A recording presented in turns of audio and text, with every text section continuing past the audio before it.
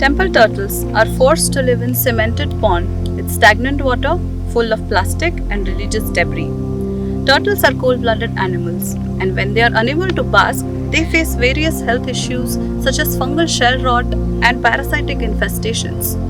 These turtles are carnivorous in wild, but here they are fed unhealthy diet of rice puffs, paneer, and junk food by tourists and religious pilgrims.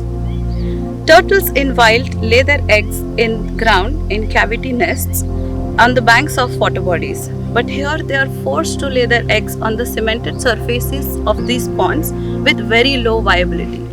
Crucial generations of these threatened turtles are lost every day because of that.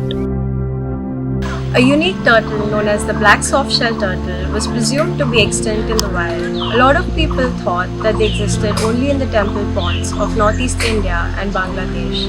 However, in 2007, they were rediscovered in the wild, giving us hope for the future of the species in the wild, beyond a captive existence. Through our research project, we have encountered the black soft-shell turtle along the Brahmaputra River.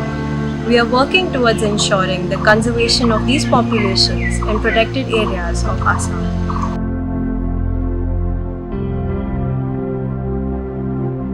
Due to lack of knowledge and awareness, these threatened turtles are forced to live in these cramped existences rather than being in wild.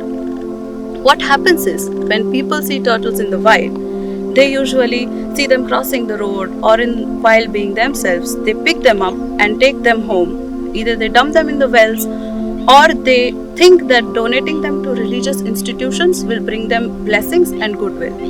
But this is no life to live. What if you encountered a turtle in the wild? Let it be.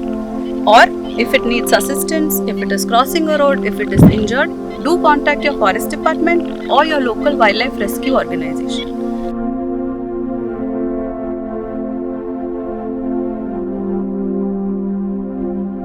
It is very important to make the common people and temple authorities aware of the value of maintaining these temple ponds or artificial ponds with aquatic plants, insects, fishes, so that they can become their self-sustaining ecosystems, and this can improve the existing situations of these turtles.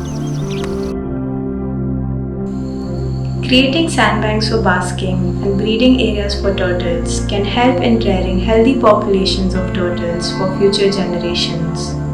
Turtles belong in the wild where they maintain the health of our wetlands. They do not deserve to live cramped existences in temple and community ponds.